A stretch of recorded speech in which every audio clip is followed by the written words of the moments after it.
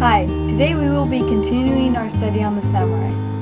Samurai lived primarily in medieval Japan and are best known for their fearless attitude in battle, and probably their armor too. So about that armor. Samurai armor was usually comprised of chain links held together by silk or some other form of string. Poorer samurai would use leather armor instead, and some of the richest samurai would put leather armor on over their normal armor to help keep out weather and also just as extra protection. Samurai, again, were known for their fearlessness in battle. They would often ride on horseback and just charge toward the enemy, making a bristling wall of death with their spears and shooting bows to make it rain arrows upon the enemy. Samurai armor also used masks, which were carved into horrible faces trying to scare the enemy. It usually also had a crest at the top of the helmet saying which clan the samurai was from, or some other important thing. Samurai didn't use shields unlike the medieval knights of Europe, and weren't exactly wearing shiny armor, but it was colorful. Samurai carried two swords, a shorter one and a longer one. The shorter one was for everyday use, and they had it on them at all times for protection, in fact anything. The longer one, called a katana, was used only for battle, and in fact was a sign of disrespect if a samurai didn't leave the katana outside a house before they went in.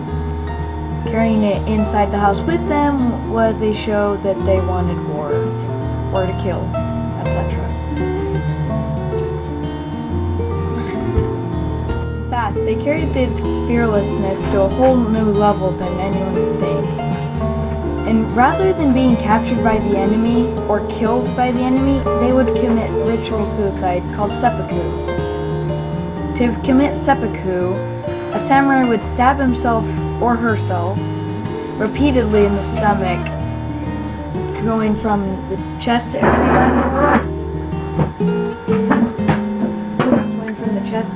and thrusting upward multiple times, and then they would have another samurai cut off their head with a katana. Yep, that one that they couldn't take into houses. And if it was a whole group of people committing seppuku, and then there was last two and they both had to do it, they'd both stab each other and then cut off each other's heads at the same time. Samurai would also commit seppuku if they were disgraced or fallen out of grace with their master.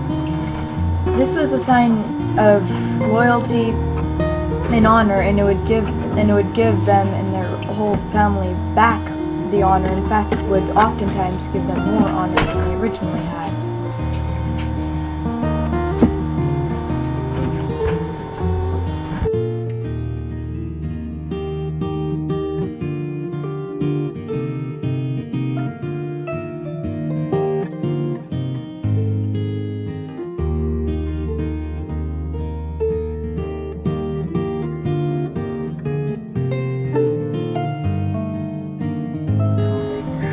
Samurai traditionally wore their hair up in like a bun up here and held together with the comb.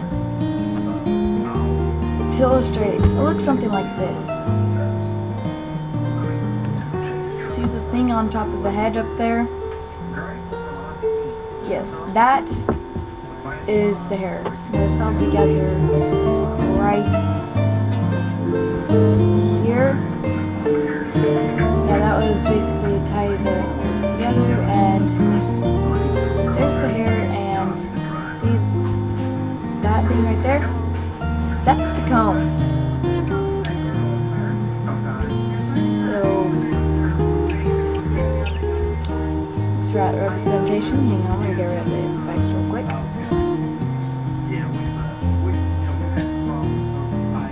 There.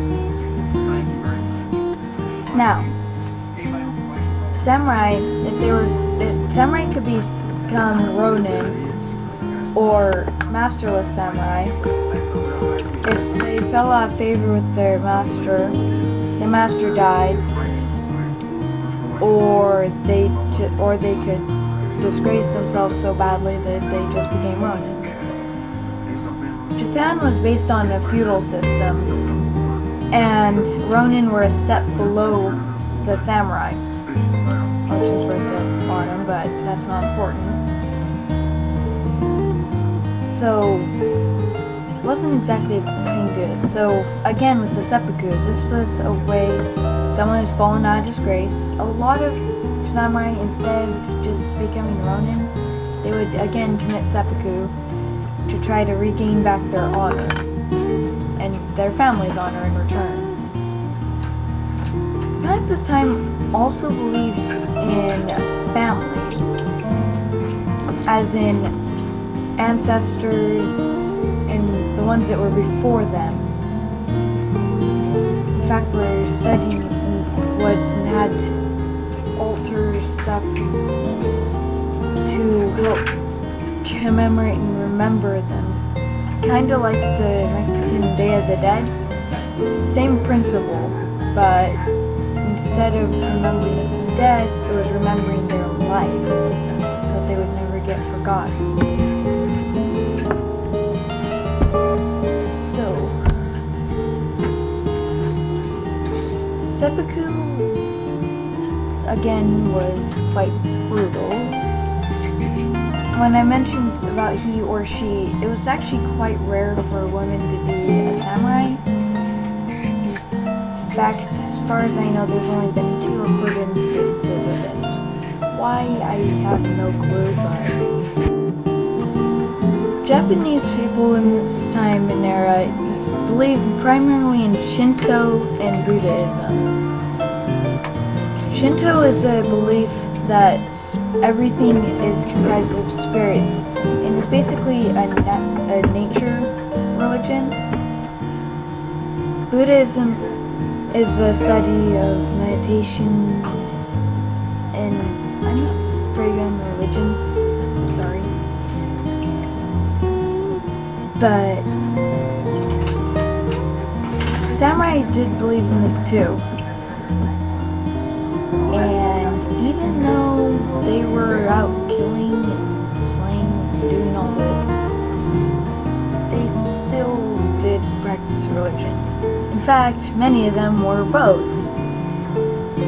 People in this time and era didn't believe that you had to believe in one religion. In fact, they didn't care if someone believed in 4 or 5 at the same time.